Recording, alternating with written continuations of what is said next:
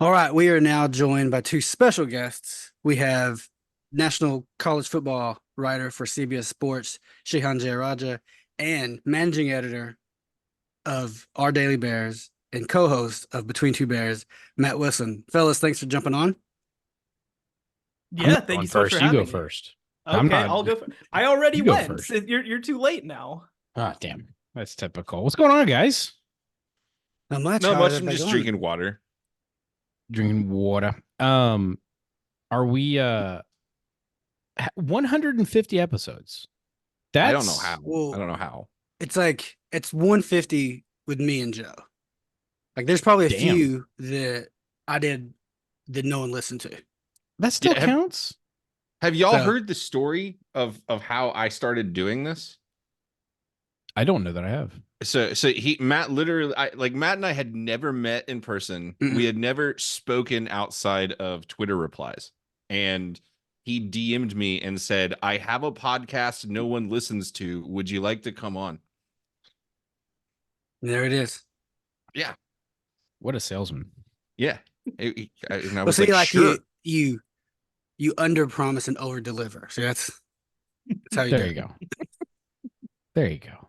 Yeah, it's the best. But Well, somehow we have kept this going, even though we started it like right before the 2021 football season, and we got to ride that high, and then it's just been downhill ever since. So it's been So like right after a college basketball national championship, right before Big 12 yeah, Sugar Bowl. So it's like we were right in the sweet spot. And then from that point on, it's been rough going. I think But they call that entrapment. yeah. yeah, that's exactly what they should call it. But yeah, like a lot of things have changed in that time. Like not just like with Baylor football or Baylor basketball, but like the general landscape of college sports is like wildly different today than it was when we first started doing this. And I think Matt, one of our first episodes was probably about Texas and Oklahoma leaving. I Yeah, it think was we around because that we did like a time. round table. Yeah, because I think that was probably that summer of 21, right? Whenever that story Yeah. broke.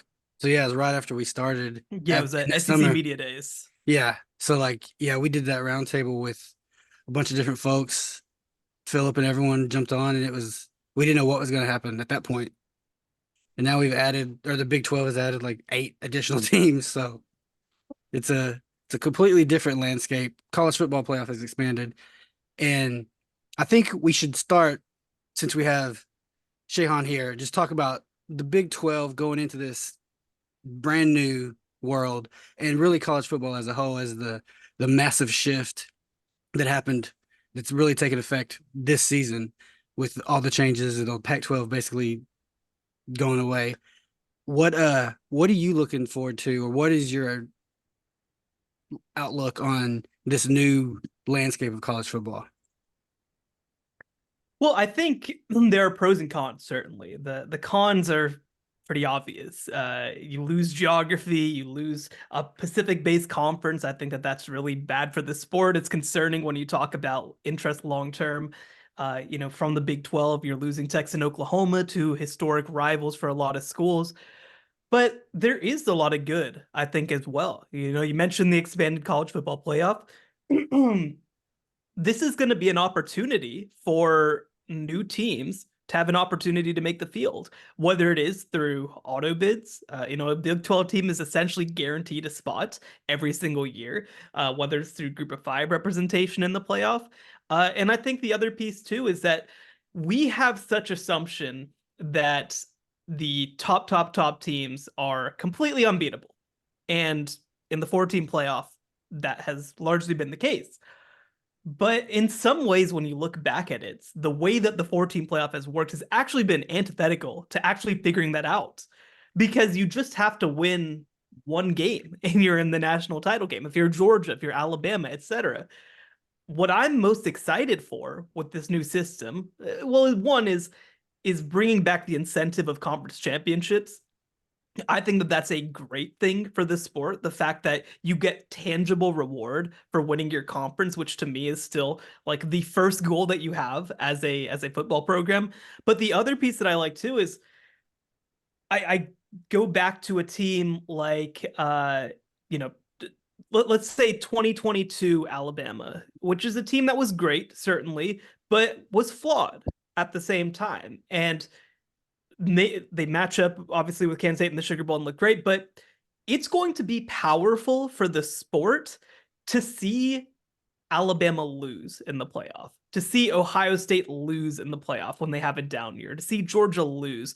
Now, again, like we've seen this happen before, right? We saw Texas beat Georgia in 2018 when Georgia didn't have their best team. But I think it's going to be power in its own way to say, hey, look, maybe this one year Baylor or TCU or one of these other teams is able to compete with some of these mid-tier superpower type teams. Well, And not TCU if winning a conference championship is involved, but please. no, continue. no, or winning in the national title game. Certainly, that's not going to be a factor for them. But I do think we have been in a world where the superpowers are insulated from actually being exposed in some ways when they have down years.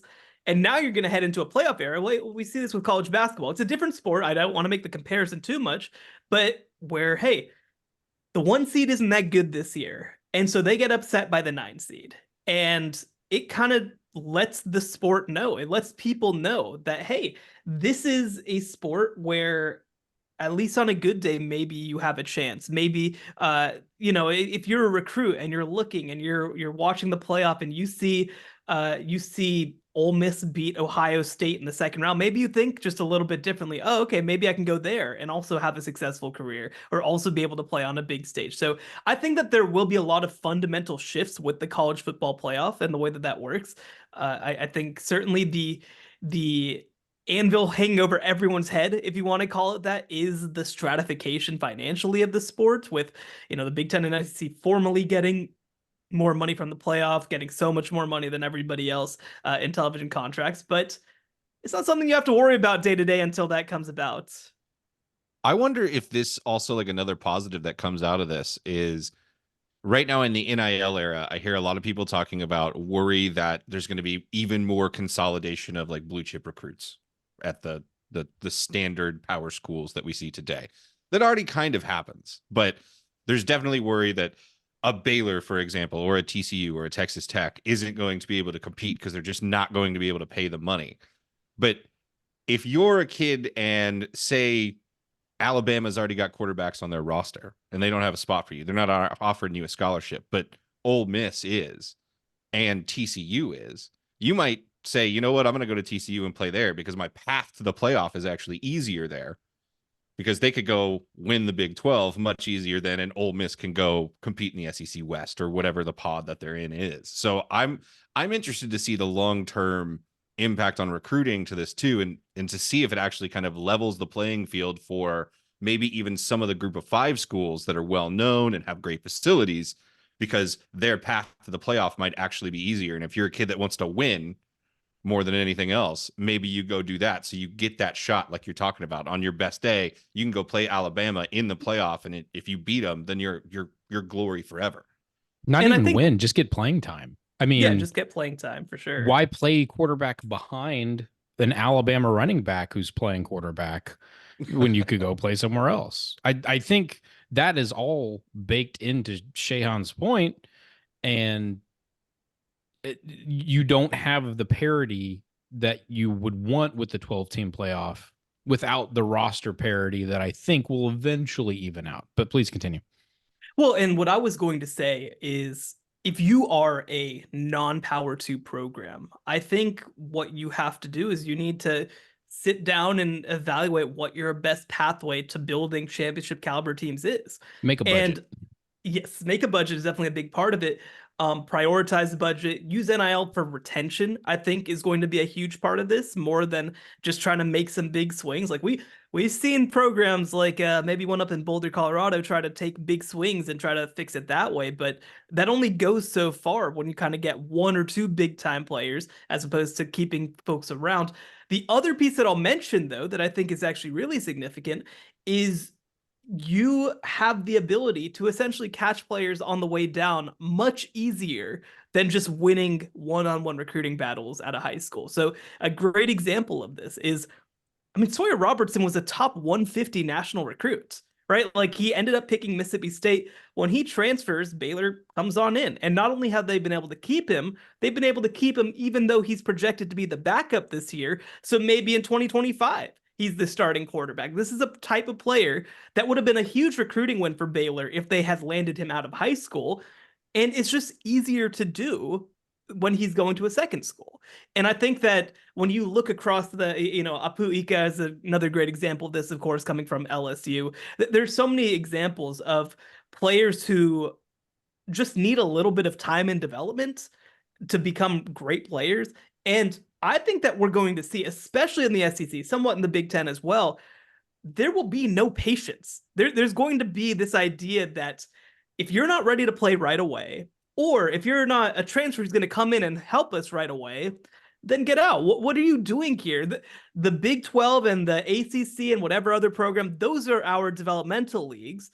And from a Baylor Big 12 ACC perspective, well, one, you get those players, you build them up, you try to win, and two, then you try to use your resources to retain and keep them in good situations.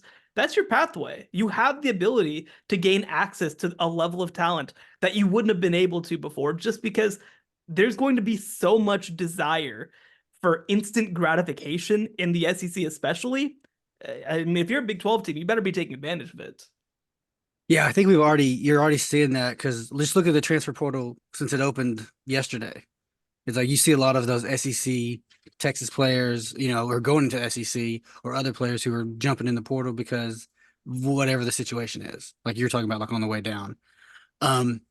Also, I think like what Joe was talking about with like NIL, like you think about like a player like DeQuan Finn, who like there's really no reason he should be at Baylor. He's like, he played at the Midwest. I mean, he had teams like Wisconsin, even like Michigan wanting to like get him on their roster.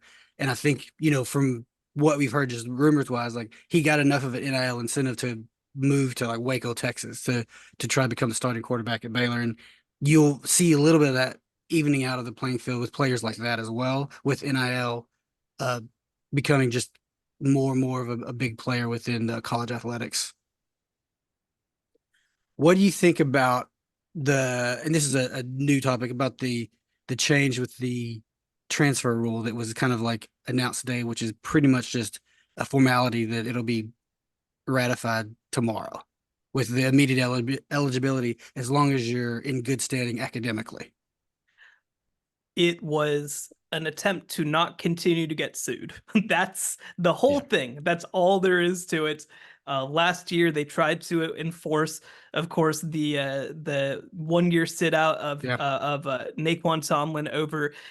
Did I have that right? No, Raekwon Battle. Yeah, it was multiple cases in basketball. Naquan Tomlin was the Kansas Coast, State East player Coast, who had his whole thing, but Raekwon Battle, that's the West Virginia player, and he was forced to sit out a season because of transfer. He was on his third transfer. He sues. He ends up getting an injunction in court, and the NCAA is basically just like, we can't deal with that right now, man.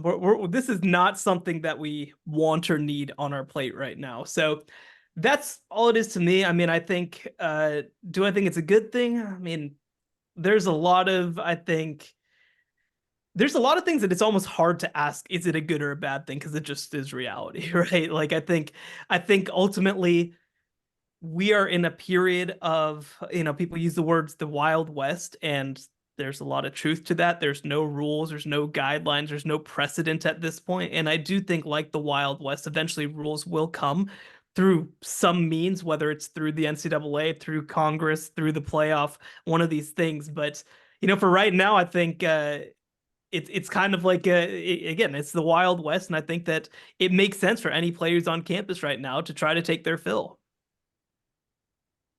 Yeah, I think you won't see, because of that, you probably won't see, like, for instance, whereas right now at Baylor, there's a quarterback, presumably a quarterback battle going on.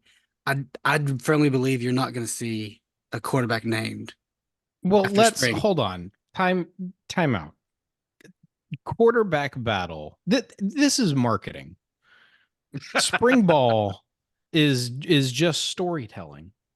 And that's fine. It is what it is. That's what it's for. It's storytelling. Sawyer Robertson is taking a massive step forward, and Daquan Finn is just as talented as we thought they were. Two options.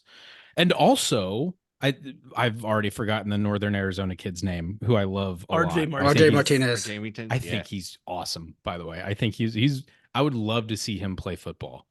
But like, there's even people doing bits about him being a viable option. It's marketing. I can't do the quarterback battle. Who's gonna win? I can't do it until August. I truly can't. Week 2 Well, I mean, you may is have when to. I'm really invested, but that's about it. You may have don't to. even act like week 2. You're gonna say week 2 up until Oh, the I'll be 1st mad of August, second and quarter then it's of gonna be week week 1. one. You're gonna be Yeah, I'll be fully mad second quarter week 1. That's fine. Yeah. Anyway, I'm sorry. I did not mean to interrupt. I just wanted to make sure that everybody understood. Yes, people are talking about a quarterback battle. They're talking about But you don't. Matt, please You continue. can see where, like we were just talking about, Sawyer Robertson came from a system in high school that he's kind of built for. That's why he went to Mississippi State. And Baylor's kind of gone back to a similar system to where he may be able to thrive and just be able to, be acclimated to it a lot quicker, just based on the previous offense he was in that Baylor was running. So it's So not out of the realm of possibility. So I think the other piece of this too is no one knows better what the state of a battle is than the guys who are in the room. Like Sawyer Robertson, he'll know if Daquan Finn is going to beat him out. Mhm. But also the other piece of this is Sawyer Robertson didn't transfer when Daquan Finn came in. Right? Like he understood, I'm probably not going to be the starting quarterback. They've made a sizable investment in trying to recruit over me. And yet I still decided to come back. So I think that from that perspective, like that in itself is pretty promising.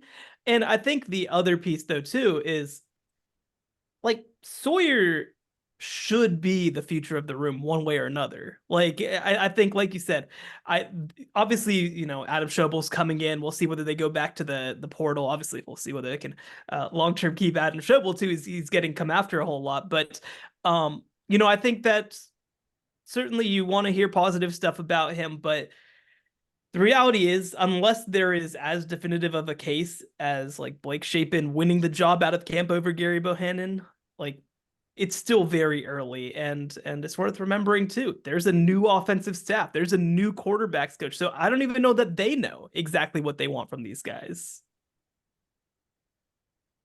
I think I agree with you though. I think they like have an idea already. Like Yeah. they at least know who they want to be one.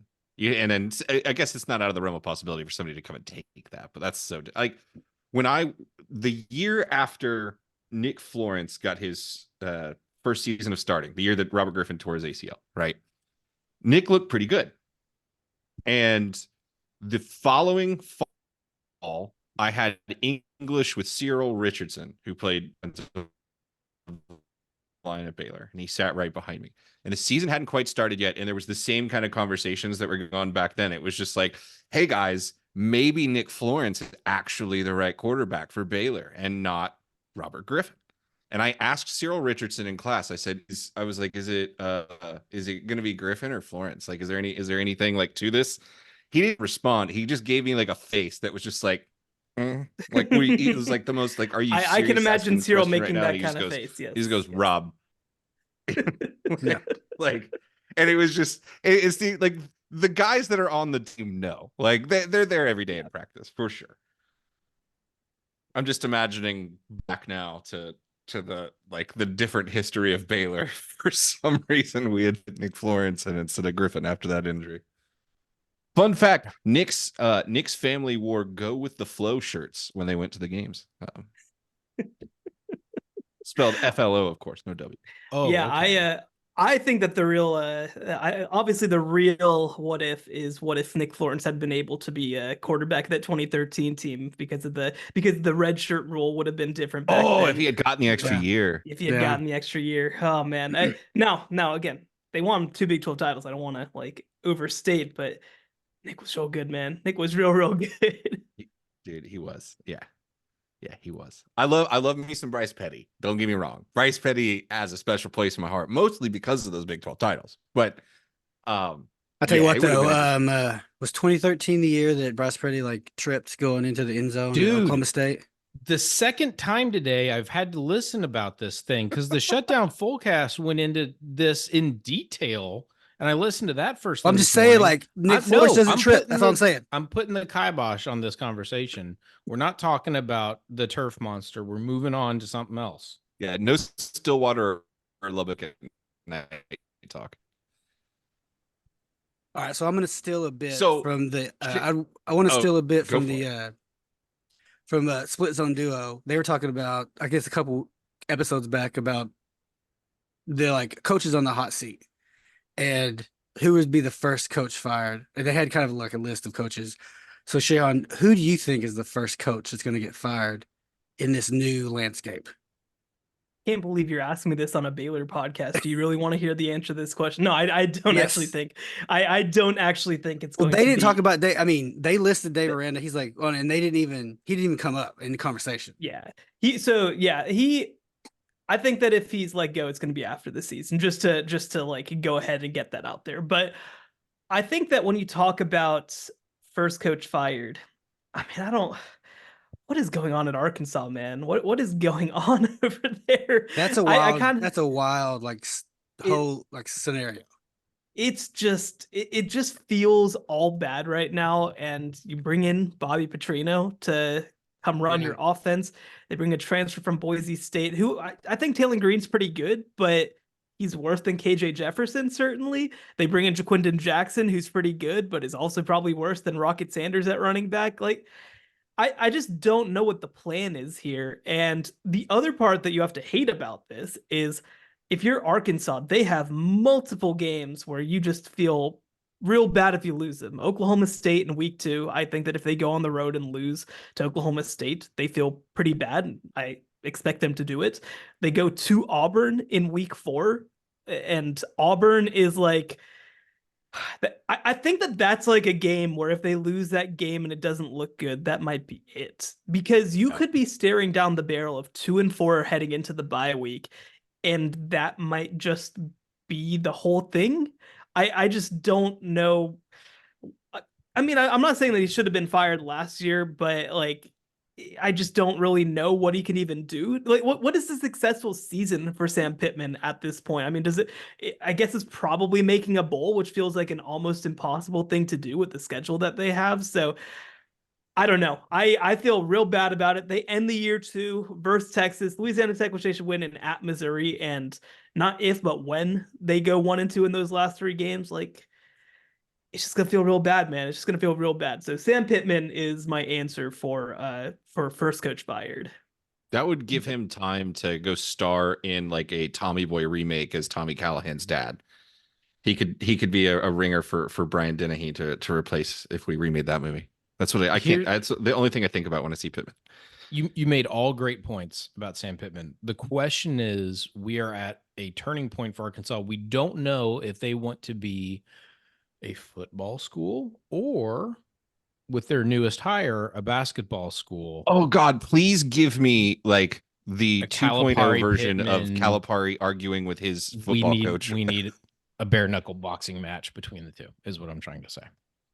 Yeah, but wouldn't you rather see like a Petrino Calipari like matchup? I don't want to see it. No, I don't want to see anything of Petrino. Not at all. Nope. Not at all, in fact. Well, the coach that I'm more concerned about is like Billy Napier. Like, have you like Florida's schedule is brutal, and like I just don't know Even how. if it wasn't, I'm not sure it would matter. It discombobulated. It feels like they have talent, but it just feels discombobulated. I think the 24 coaching cycle is going to be maybe not as many big names Yeah. as there have been in the past years, but like you have a Tony Elliott at Virginia, you have a whole bunch of these mid-tier schools that think they have the ability to jump up. Maybe they do. I think a lot of schools are going to realize that, like Shehan said, there's not a lot of patience even for the coaches.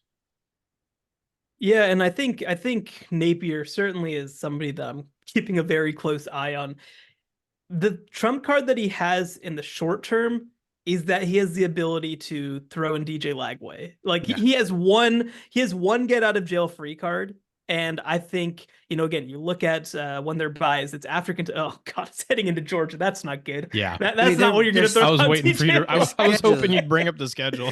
But yeah, no, it's real bad. It's real bad. I think the thing is, if you fire him, your last stretch, I want to read these last 5 games to you because they are so bad. Versus Georgia, at Texas, versus LSU, versus Ole Miss, at Florida State. There's maybe a win there. Maybe. Where is the win? I don't see Well, the that's win. what it's just like a stupid college football thing happens. Like that's it. If they lose to Tennessee, well, actually, that's not even true. Maybe LSU. Like maybe LSU's beatable there. Maybe. I mean, they are at home for that one at least, but I don't know. It's going to be bad. Think about this though. You brought up Lagway. Imagine the legend that would be born if they did do that and he beat Georgia. Yeah, no, that would be true. See, I thought they were gonna make a comment about what if he came back and transferred to Baylor. That's just what I assumed when he started talking about Lagway. That's what I thought too. That's what I thought. Okay. They fired Napier. Yes, that's just what I assumed. How about this? They fired Napier. Baylor moves on. Baylor hires Napier. Lagway comes to Baylor. Is that really how you want this to go? Doesn't sound, No, no. Is that really? It's just. But you talked about their last 5 games. Their first 5 isn't a cakewalk when you open it with a rival at Miami. You have Samford, Texas A&M, Mississippi State. And then for some reason you scheduled like UCF. No, they scheduled 3 in-state programs in the non-conference: Florida State, Miami, and UCF. And the thing is, if they lose any of those games, that's like a hair on fire disaster. And they could lose all of those games, and then they have to play one of the hardest conference schedules in the SEC as well. Again, I think that he's also a make it through the season kind of firing. I don't think that he's going to be a fired after week 4 as much as like a Pittman, but also part of this will just be contract situation. It'll be willingness. And I mean, it's just imagine the Florida fan base if he's 1-5. Yeah. Going into that back. I mean, that's obviously fired. That's obviously fired. I think if they lose to both Miami and UCF, I think that's it. But I don't think that they will. But have you considered that nobody has trademarked any kind of like apparel for DJ Swagway? Have you thought about that? There is like a scooter company that's called Swagway, but I don't think that would be a legal problem for us. I think. No, I know what a Segway is. I think Joe's looking at domain Swagway names right now. It's just something to think about. Maybe we can call Alliance Bank and see if they can fund some claiming of Swagway copyrights. There you go. Because that would be pure name and image likeness. That's the way to do it right there. Bingo. Now I know both of you guys have families, so we can't keep you forever. There's one burning question that I have, and it's something like Matt and I talk about a lot just offhand. And that is, what does the college football landscape, or even college athletics in general, but I think college football being the epicenter of all of it, what's the landscape look like in 10 years? Like what? Because it looks so different today than it did in 2014. Yeah. And we thought it looked different in 2014. So from both of you guys, like, what do you think 10 years looks like? Is it the Super League? Is it a major league with the SEC and Big Ten and we're all out? Or is it something different? Well, I'll start with one part real quick, and then I'll let the smart person say smart person things. This is less of a question of what we think will happen and more of a question of how long will the legal process take? Will it take less than or greater than 10 years? Because we are absolutely headed towards employee status, in my opinion, for athletes. In my opinion, it will be very similar to taking like a job that I took at Moody Library for a while or at the Slick, and you have an employment status for the university. Maybe it would be for the athletic department specifically, I don't know, but that is the direction we're headed. In terms of the greater scheme of things, that specifically falls under the shit if I know category, so I'm going to pass it off.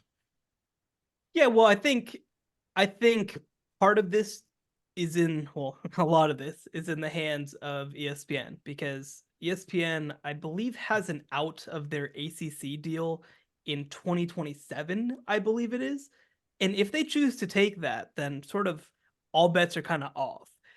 I do think that at this moment that we are more in, I think we're closer to the end game right now, potentially, than people realize. In terms of that, I think that this is long-term sort of what it looks like. It's mostly two giant leagues who do what they want. It's mostly some teams in the middle that are still able to put together really competitive teams and still, be a part of the system. And then I think that, we've started to see some of the group of five almost phased out. I think I would think of it less as there's going to be 32 who break off. I think that at one point I thought that might be the case, which I think is a terrible idea. I mean, the reality is that is creating a worse NFL. Like, I don't know why you would do that. Why would you make the Dallas Cowboys and instead make them a small school in Tuscaloosa? Like, that doesn't make any sense to me.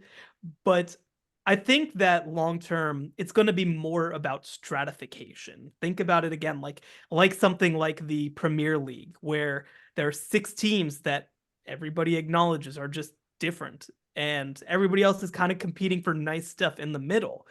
And that could be playoff spots, that could be playoff wins, depending on the conference, depending on the program. But I do think that long term, that is going to be a big piece of it. I personally, and look, in 10 years, maybe this will look dumb, but again, I don't think that we're going to reach at least very soon, a point of there's 20, 25, 30 of us, because I just think that a big piece of this is once you have that group of 25, then there are stratifications within that. Mhm. And if you are actually, one great example of this that I'm fascinated to see over the next 5 years is in the SEC. If you're Florida, you were one of the greatest programs in the country in the 90s and 2000s. You were like top 5 at worst. Well, all of a sudden now you might be like the 9th best team year in and year out in the SEC. Like, are you happy with that? Is that a reality that you're comfortable with? Because one thing that we talk about is in the NFL, the reason you're able to have franchises in Buffalo and Green Bay is because the Dallas Cowboys are revenue sharing with you. Like, that's why this model works. If you don't go about doing that, then this isn't going to work. And all of a sudden, Oklahoma, who's been able to beat up on, the Big 8 and then move over to the Big 12, is going to end up in a position where they are poorer than half of their conference. And long term, can they maintain their brand if they're able to do that? I think that there's going to be a desire to have enough teams involved, enough people involved, that long term there are at least some teams to beat if you're a big brand, and not just necessarily shutting the door and trying to, I guess, move forward with only merits. I got to step in here and say I'm so proud of you. You are already sounding like a tenured dad. The way that you approached the Florida program and said, "Well, are you happy with the way that turned out? You like that? Is that good? Was that what you were expecting, buddy?" What'd you think was going to happen when you held the croissant in front of the dog's face? Yeah, exactly. Oh no, are you saying that Brent Venables didn't fix everything? Get their ass. Get them. Learn them. Oh my God. Oh yeah, I thought the Premier League example is intriguing to me because you're correct. Like the West Ham Uniteds of the world, Nobody understands that. Red Matt they loves won the Premier League. Conference League last year, right? So that's like the third tier year of this Supreme. Zip it. More soccer era. Yeah. Sorry. Oh, in it, bruv. Water.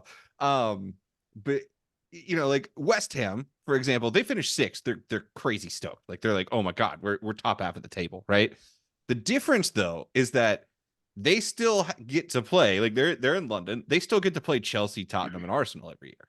Like as long as they don't get relegated, but they still get to maintain those rivalries, which is what they get up about. So, like if you're a West Ham or an Everton fan, Everton is I think a great example. Even if you know you're never going to win the league, there's still the chance you might get to beat Liverpool. And now, as like a Baylor fan, I don't get the opportunity to beat Texas or A&M. I don't get the chance to beat Oklahoma, which I know isn't a historic rival, but I didn't start rooting for Baylor until 2006. So for me, it's all I've known as a Baylor fan. So I think you're right, but there's a bit of the soul that's still kind of lost in all this.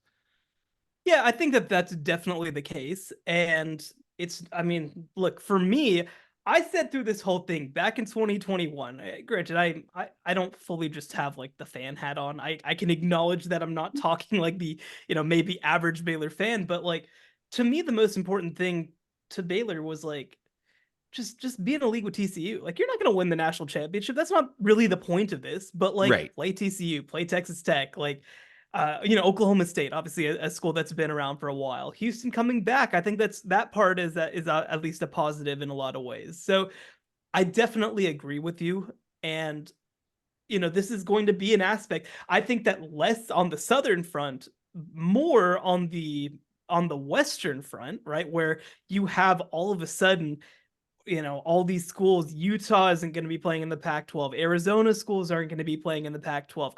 Colorado obviously didn't have the same sort of draw, but Cal, Stanford, all these schools.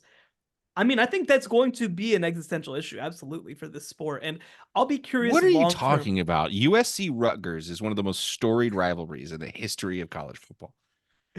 It's and I think long term, I think even a great example is this.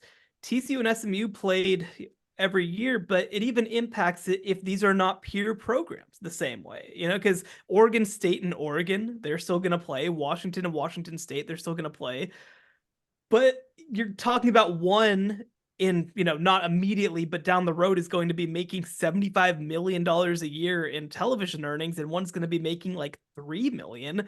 It does put a huge damper on things. And so my hope is that long term, we start to see some evolution from that perspective to bring back some level of geography. I think that some of that is just wishful thinking, but I think the other piece too is you mentioned it in 2006, you became a Baylor fan. And so Oklahoma was a school that you paid a lot of attention to because they were a school that was in your conference. Now, I think for people who become Baylor fans in 2027, the hope is that TCU and Texas Tech and Houston and Oklahoma State are still schools that you feel kinship with. I think the Arizona schools have a lot in common with the Texas schools, even though they're a bit more of a drive.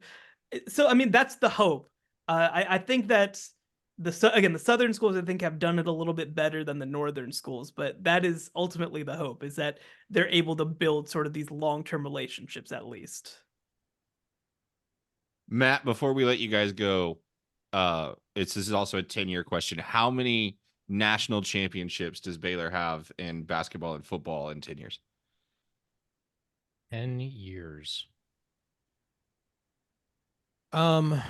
And your time is up. The answer is 30. There's 2 basketball teams, 1 football team, 10 years for each of them. We're going to win all of them. So that's 30 national championships. That's the correct answer. Well, I mean, if Texas keeps getting Indiana State players, I don't know who's going to challenge them. Oh my God, I don't know what we're going to do with that. I'm going to say 1. Winning a national championship is hard in any sport. football for its variety of reasons, basketball for its variety of reasons, and the tournament is made to make you not win a national championship, like even if you're great. So we have to see what UConn does over the next 3 or 4 years. But I think the men's team has a real shot with all the momentum they have to get back to the Final Four in the next 3 to 4 to 5 years.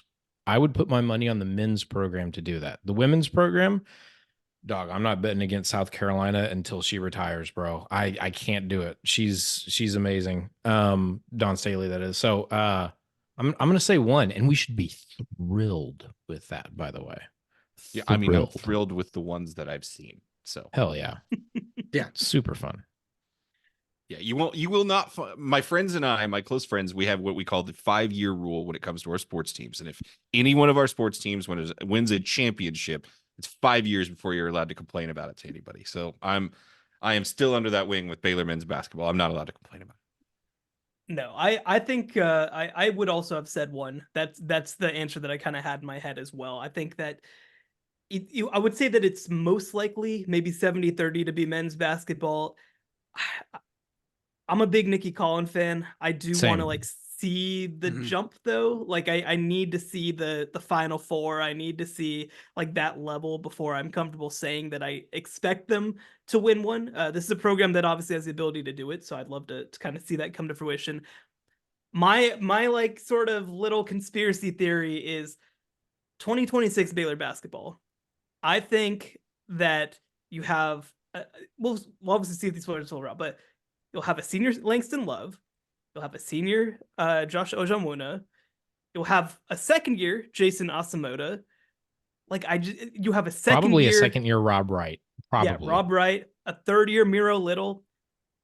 If they're able to retain, and do they have a 25 recruiters yet? I don't know if they do, but you just assume that they add some 5-star level, just at least one. That to me is the makings of a title team. If they're able to keep it together. I was real worried that we were going to be on Langston Love transfer watch just because of some of the bad luck that he's had. It hasn't happened as yet. I'm hopeful that remains the case because I'm really excited about him. I'm shocked But he has 2 more years left. Like it's yeah. So that's my hope is that I think 2026 is saying the title year. I mean, look, it's hard to expect that. Basketball greatness and success is built on making Final Fours, and whatever happens after that, it just kind of happens. I think that they're back in the Final Four in 2026. And 2025 is going to be a really good team too, but I think 2026 has a chance to be a really special year. Speaking my language, guys. Speaking my language. All right. Well, Shehan, thank you so much. Plug away. Where can the people find you? They want to look up more of your stuff and how much you love Baylor and everything you do. You can find all my work at cbssports.com. You can listen to my podcast, The College Football Survivor Show. You can follow me on every social media platform. It's just my name, Shehan Jeyarajah. The benefit of being named Shehan Jeyarajah is that nobody's really staked out trying to steal that handle from me on any platform. So Twitter, Instagram, TikTok, whole 9 yards. Yeah, find me all there. It's such nasty business to let him go first. You can just find me on the biggest national sports website that exists. Well, it's because I needed to gas you up because technically, actually, not even technically, literally, you're my boss. So I'm going to hand it now over I've never acted that way though. You can find taskmaster, y'all. Taskmaster. Matt is Bear just about anywhere that if I'm there, it's going to be Matt is Bear. That includes PlayStation Network. And yeah, ourdailybears.com. Go check it out. It's good stuff. Between Two Bears. Go listen to it. By the way. Yeah. Between Two Bears. Go look it up. It's pretty funny. Not very educational, but look, I'm proud of us. We actually broke news. Now it was speculation, but we broke news this week, letting everybody know before Scott Drew did what his order is at a Mexican restaurant at lunch. He said Mexican salad. Mexican salad. He confirmed it today. on Twitter.com. Not taco salad, Mexican not salad. taco salad, Mexican salad. You know what? Nope, I'm not gonna follow that any further. But yeah, check us out. Excellent. Yeah. Gentlemen, thank y'all so much, man. Thank y'all for jumping on. I'm going to be creating the account, the real Shehan Jeyarajah on Twitter after this. There you So Yeah, pay for your blue check too. Yeah, well, that's the other breaking part all of kinds this. of news. Well, gosh, this is the thing, is that apparently now they're gonna reveal on Twitter if you've been paying for you Twitter. can't hide it anymore, bro. I can't. And I assume canceled you- my subscription. I really do because you can't assume hide it. you already pay for it if you have a blue check. It's so I am one of the few, the proud, that pays for it and hides their blue check, because you get access to TweetDeck, and also I make literally tens of dollars a month off of my content. And Those yeah, coffees don't so pay for this is themselves. not great for me. This is not ideal. Yeah, we're gonna have to figure out I what's mean, next with that, If because you that would be very transition embarrassing. to, you just got to transition to like Blue Sky or something, and it's like, There's like 12 people on that site, man. Like, it sucks. If millennials want to afford houses, they have to stop paying for TweetDeck. yes, That's where I'll leave it. I should probably just expense it. That's really the move. Just be like, it's for work. There you go. Yeah. It's blue. It's a blue check. CBS is a blue company. There you go. That's marketing right there.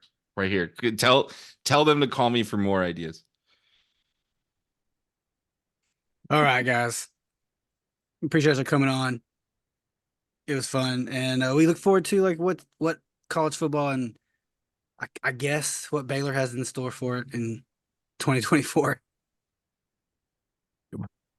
We'll see. I'm spazzing out, bro. Y'all be good. See you.